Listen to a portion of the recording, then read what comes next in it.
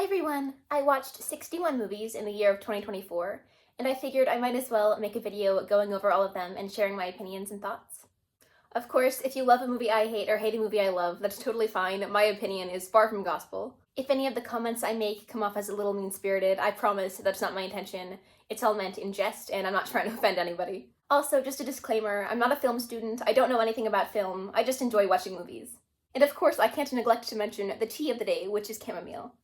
Number 1, The Breakfast Club, 1985. I mean, I feel like it's a classic for a reason. Who doesn't love The Breakfast Club? 8 out of 10.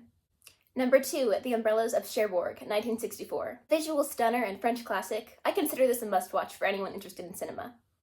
7 out of 10. Number 3, Ferris Bueller's Day Off, 1986. I mean, it's just a feel-good, fun high school flick. That's really all you need sometimes. 7 out of 10.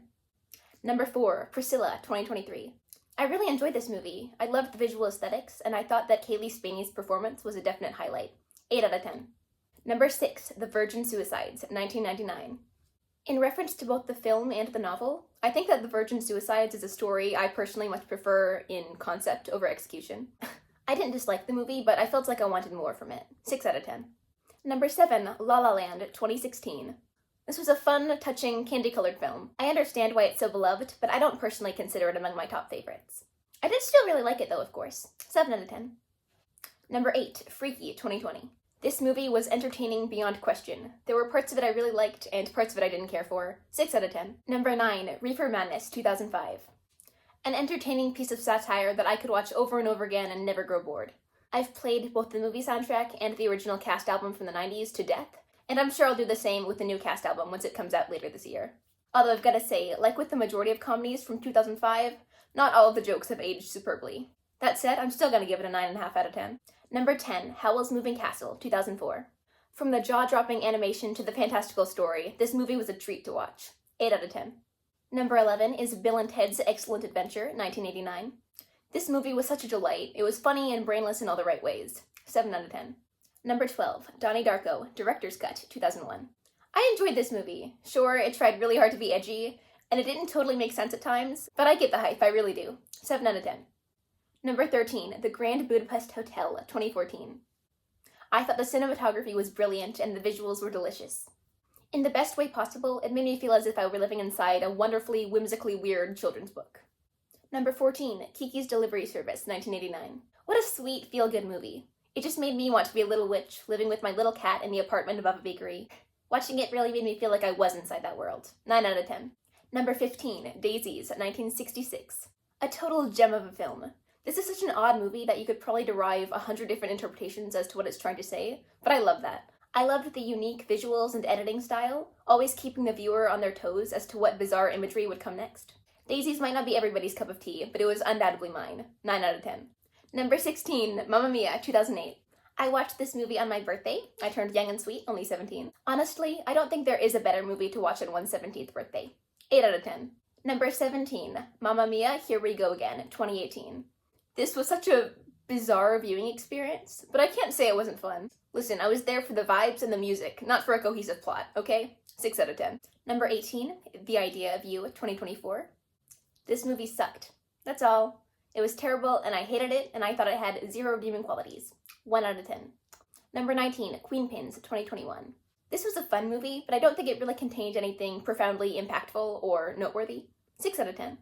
Number 20, Romy and Michelle's High School Reunion, 1997. See, movies like this are the reason I love chick flicks. It was so ineffably fun. Also, I think Alan Cumming deserves an Oscar for his dedication to this role. He really gave 110%. 8.5 out of 10. Number 21, Mean Girls, 2024. What an absolute slap in the face to one of the best teen movies of the 2000s. I did like the casting of Busy Phillips and Renee Rapp as mother and daughter, but that's honestly the only compliment I can give this film. 3 out of 10. Number 22 is I Want You Back, 2022. As a self-proclaimed rom-com hater, I actually thoroughly enjoyed this one. I'm sure it didn't hurt that I was already a fan of Charlie Day and Jenny Slate beforehand.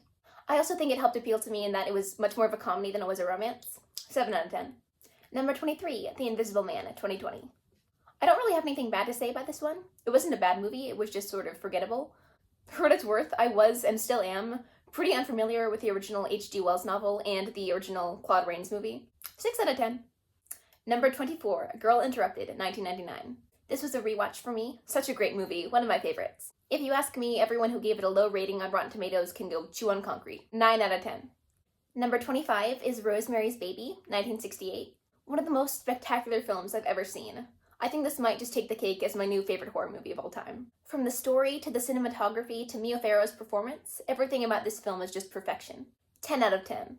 The 2014 miniseries, on the other hand, is one of the most atrocious remakes I've ever seen. I can't think of a more useless way to spend 3 hours. It felt like water torture. Number 26, Crossroads, 2002. For something with a reputation of being so mindless, I thought that this movie was surprisingly heartfelt and charming. Plus, I obviously adore Britney Spears. 7 out of 10. Number 27, Do Revenge, 2022. This movie wasn't bad. I appreciate the homage to films like Clueless, Jawbreaker, and Heathers. Even if, in my opinion, it didn't really bring anything new to the table of high school movies, it was still a fun watch. 6 out of 10. Number 28, Lisa Frankenstein, 2024. Great vibes, lovely visuals, and a just about flawless tone. I'd expect nothing less from Diablo Cody. I'm a big fan of both Jennifer's Body and Juno. My only complaint is that, while I loved Kathryn Newton in this movie, I spent just about the entire time being annoyed by Cole Sprouse. I know how silly that must sound, since he literally played a zombie man who can't talk, but I could just sense through the screen that I would rather drink gutter water than have a conversation with this man. That's not meant to be anything negative directed towards Cole Sprouse as a person. I've never met him. I just really got that impression based on his performance in this movie alone. So please don't come for my neck. But yeah, Lisa Frankenstein gets an 8 out of 10 from me. Number 29, Sweeney Todd, The Demon Barber of Fleet Street, 2007. While I do love Sweeney Todd, I couldn't help but feel that it could have been made into a far better movie than this one. I liked this movie, I did, but I felt like the source material definitely had the potential to be something better.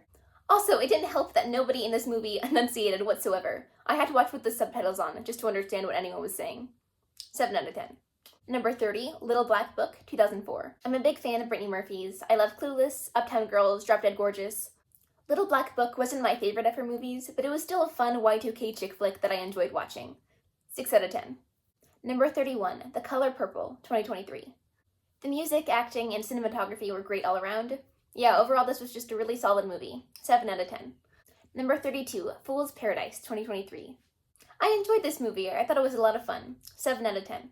Number 33, Yes God Yes, 2019. I don't know why I went into this expecting like an American Pie style teen comedy. This was a more grounded, down-to-earth, coming-of-age film. It didn't have a super meaty plot, but it didn't feel like the pacing dragged either. This movie didn't resonate with me very much on like a hyper-personal level, but that's fine. Not everything has to. I rather liked it for what it was. 6.5 out of 10. Number 34, Lady Bird, 2017. I liked this movie a lot more than I thought I would. I think it had a lot of earnestness and heart. 7 out of 10. Number 35, Scream, 1996. I mean, come on, it's a horror staple. All the characters felt fleshed out, and while I can definitely appreciate a good old damsel in distress, it was nice to see a female protagonist with, like, intelligence and agency. For a 90s slasher, I thought it was refreshing to see a final girl be multifaceted, likable, and smart enough to make good decisions. 7 out of 10. Number 36, Death Becomes Her, 1992. Yes, it's true, I didn't watch this movie until it became mainstream. I'm basic, I know, and I can live with that. But God, what a fabulous film. Campy comedy horror at its finest. 9 out of 10. Number 37, The Shining, 1980. I really like this movie. I mean, aside from Stephen King, who doesn't? For what it's worth, I've never read the source material. 8 out of 10. Number 38 is Superbad, 2007. And I'm not gonna lie, this movie was so much better than it had any right to be.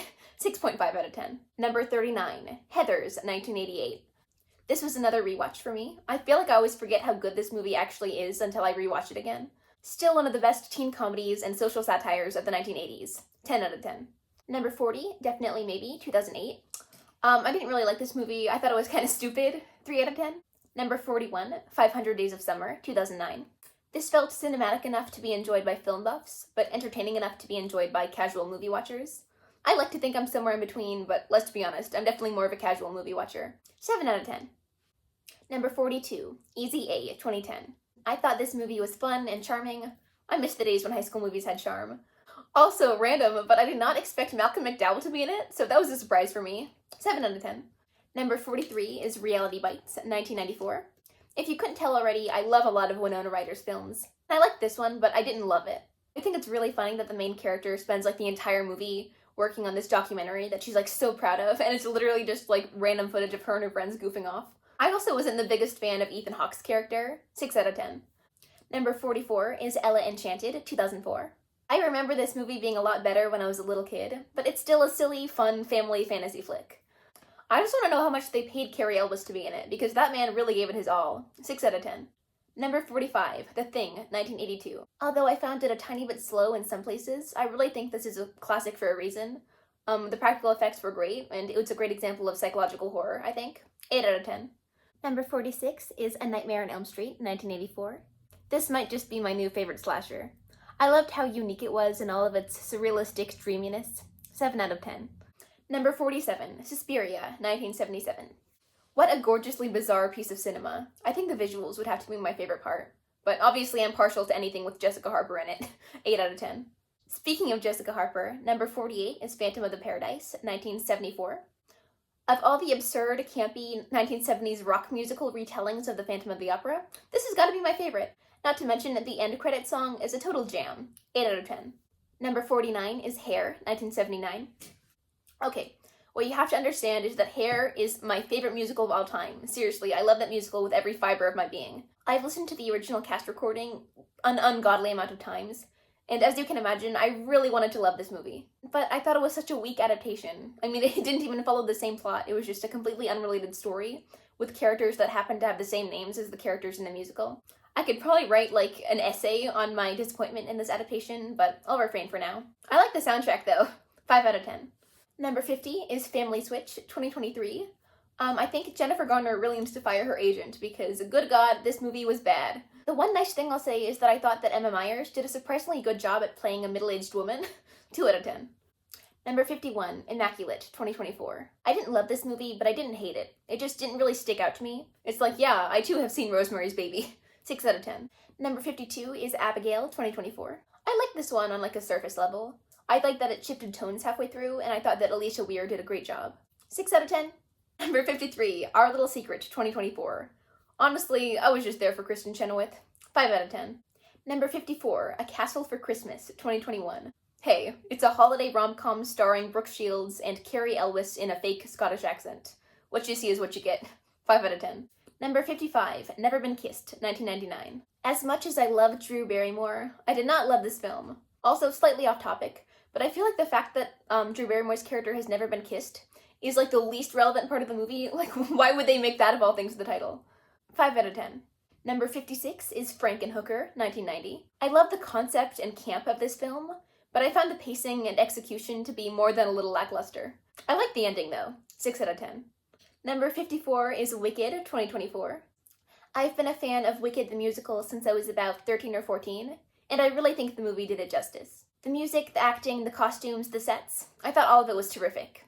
8 out of 10. Number 58 is Sweethearts, 2024. I thought this was a really fun, lighthearted college flick. I enjoyed it a lot more than I was expecting to, and I also thought that the ending was really refreshing. Number 59 is Buffalo 66, 1998. This movie had me enamored. It was so grounded and gritty. It's problematic, absolutely, but I couldn't help but adore it. I feel like it's one of those films that you either love or you hate, and I loved it. That said, if you ever meet anyone who self-identifies as a fan of Vincent Gallo, run in the opposite direction, that's all I'm saying.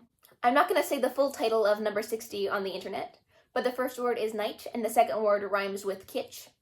I didn't adore this movie, and I didn't feel like it had anything super original to say, but it was still solid. 6.5 out of 10. And finally, number 61 is Waitress, 2007. I love the tone and camera work and overall heart of this movie. It was a really pleasant way to end the year. 7 out of 10. Alright, that's all. Thank you so much for watching. If you enjoyed this video, it would mean a lot if you left a like. But that's all I've got for now, so I'll see you next time. Bye-bye!